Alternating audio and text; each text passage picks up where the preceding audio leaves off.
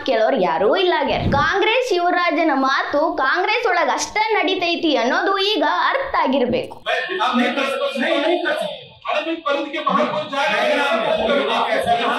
ದಿಶಾ ಸಭೆ ನಾ ಹೇಳ್ದಂಗ ನಡಿಬೇಕು ಅಂದ್ರ ಅಲ್ಲಿದ್ದವರೆಲ್ಲ ಯಾಕೆ ಕೇಳ್ತಾರ್ರಿ? ಸಂಸತ್ತೊಳಗ ತಮ್ಮ ನಡವಳಿಕೆ ಸರಿ ಇಟ್ಕೊಳ್ಳಾರ್ದಕ್ಕಾಗಿ ಈಗ ಹೊರಗೂ ಅವ್ರಿಗೆ ಮರ್ಯಾದೆ ಸಿಗುವಲ್ತು. ಜಿಲ್ಲಾ ಮಟ್ಟದ ಸಭೆ ಒಳಗ ಹೆಂಗ್ ನಡ್ಕೋಬೇಕಂತಾನು ಕಾಂಗ್ರೆಸ್ ಯುವರಾಜಗ ಗೊತ್ತಿಲ್ಲೇನ್ರಿ? ರಾಹುಲ್ ಗಾಂಧಿ ಅಂದ್ರ ಕಾಂಗ್ರೆಸ್ ಒಳಗ ಯುವರಾಜ. ರಾಹುಲ್ ಗಾಂಧಿ ಏನ ಹೇಳಿದ್ರು ಆಜ್ಞೆಗತ್ಲೆ ಪಾಲಿಸ್ಕೊಂಡ ಜಿ ಹುಜೂರ್ ನೀವ್ ಹೇಳ್ದಂಗ ಕೇಳ್ತೀವಿ ಅನ್ನುವಂತ ವಾತಾವರಣ ಕಾಂಗ್ರೆಸ್ದವರು ಸೆಟ್ ಮಾಡ್ಬಿಟ್ಟಾರ.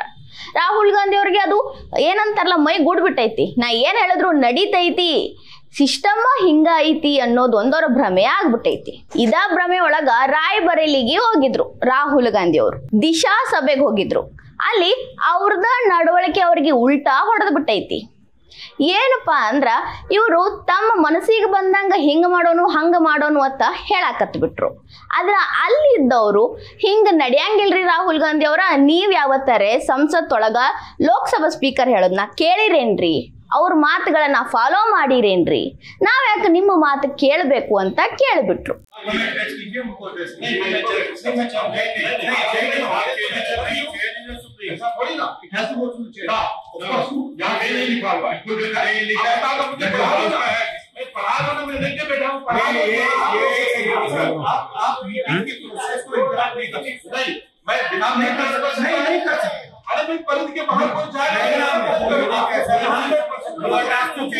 तो आपको कहना कि I would like to speak, I would like to speak. Yes, अगर गलत प्रोसीडिंग होगी तो मैं कैसे गलत प्रोसीडिंग होगी तो मैं आपके टेरेस में नहीं मान लूंगा। अगर प्रोसीडिंग गलत समझ जाएगी मैं कह रहा हूं कि अगर ये परिधि में है ರಾಹುಲ್ ಗಾಂಧಿ ಅವ್ರಿಗೆ ಒಂದ್ ರೀತಿ ಮುಜುಗರನ ಆಗಿರ್ತೈತಿ. ಏನಪ್ಪಾ ನನ್ನ ವಿರುದ್ಧವಾಗಿ ಮಾತಾಡಕತ್ತಾರಲ್ಲ ಅಂತ. ಯಾಕಂದ್ರೆ ಅವ್ರಿಗೆ ಇಲ್ಲಿ ತನಕ ಕಾಂಗ್ರೆಸ್ನವರು ನೀವ್ ಹೇಳಿದ್ದ ಓಕೆ ಅಂತ ಹೇಳಿದ್ರು, ಒಂದ್ ರೀತಿ ಹೊಸಾದ ಆಗ್ಬಿಡ್ತು.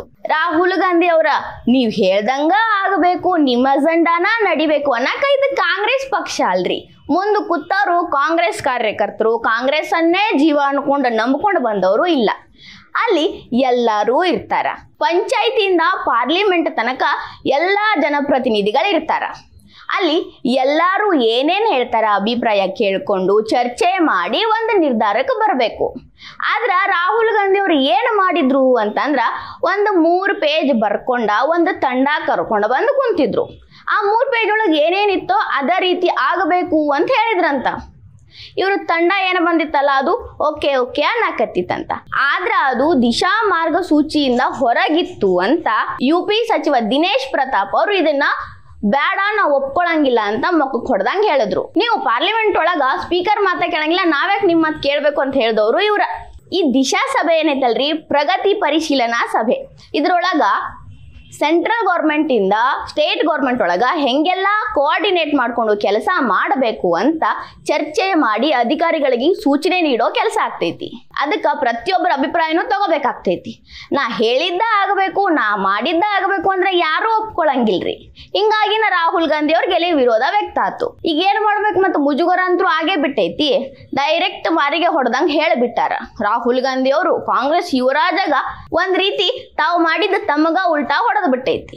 ಈಗ ಅನಿಸಿರ್ಬೇಕು ರಾಹುಲ್ ಗಾಂಧಿ ಅವರಿಗೆ ಮನಸ್ಸಿನಾಗ ಏನರೇ ನಾ ಲೋಕಸಭೆ ಒಳಗೆ ಮಾಡೋದ್ನ ಮಂದಿ ನೋಡಾಕತ್ತಾರ, ನನಗ್ ವಾಪಸ್ ಅದ್ರ ಬಗ್ಗೆ ಬುದ್ಧಿ ಹೇಳಾಕತ್ತಾರ ಅಂತ. ಆದ್ರೆ ಅವ್ರೇನು ಸುಧಾರಣೆ ಆಗಂಗಿಲ್ಲ, ಅದೇನು ಆಶೆ ಇಟ್ಕೊಳ್ಳೋದು ಬೇಡ. ಆದ್ರ ಇಲ್ಲಂತರೂ ಅವ್ರಿಗೆ ತಮ್ಮ ನಡವಳಿಕೆ ತಮಗ ಉಲ್ಟಾ ಹೊಡೆದೈತಿ. ಸಾಮಾನ್ಯವಾಗಿ ದಿಶಾ ಸಭೆ ಒಳಗ ಅತಿ ಹಿರಿಯ ಪ್ರತಿನಿಧಿ ಯಾರಿರ್ತಾರಲ್ಲ ಅವ್ರ ಅಧ್ಯಕ್ಷರಾಗ್ತಾರ. ಇದ್ರಾಗ ರಾಹುಲ್ ಗಾಂಧಿ ಅವ್ರ ಅಧ್ಯಕ್ಷರಾಗ್ಯಾರ.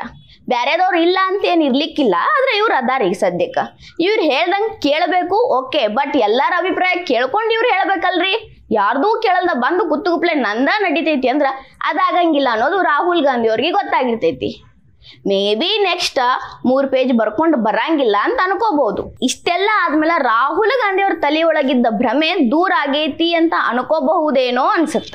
ಯಾಕಂದ್ರೆ ನೆಕ್ಸ್ಟ್ ದಿಶಾ ಸಭೆಗೆ ಏನಾರೆ ರಾಹುಲ್ ಗಾಂಧಿ ಅವರ ಬಂದ್ರು ಅಂದ್ರ ನಂದ ನಡಿತೈತಿ, ನಂದ ಆಡಳಿತ ಸಿಸ್ಟಮ್ ನಾ ಹೇಳ್ದಂಗೆ ಕೇಳ್ತೈತಿ ಅನ್ನೋದನ್ನ ತೆಗೆದಿಟ್ಟು ಬರ್ಬೇಕಾಗ್ತೈತಿ. ಇಲ್ಲಾಂದ್ರ ಈಗ ಒಬ್ಬರು ಪ್ರಶ್ನೆ ಮಾಡ್ಯಾರ, ಇನ್ನು ಎಲ್ಲಾರು ಪ್ರಶ್ನೆ ಮಾಡೋ ಕಾಲ ದೂರಿಲ್ಲ. ಈ ವಿಡಿಯೋ ನಿಮಗೆ ಇಷ್ಟ ಆಗಿದ್ರೆ ಲೈಕ್ ಮಾಡ್ರಿ, ಶೇರ್ ಮಾಡ್ರಿ, ಕಮೆಂಟ್ ಮಾಡ್ರಿ. ಇನ್ನ ಇಂಥವು ಹೆಚ್ಚಿನ ವಿಡಿಯೋ ನೋಡಕ್ಕೆ ಹೊಸ ದಿಗಂತ ಡಿಜಿಟಲ್ ಚಾನೆಲ್ಗೆ ಸಬ್ಸ್ಕ್ರೈಬ್ ಆಗ್ರಿ.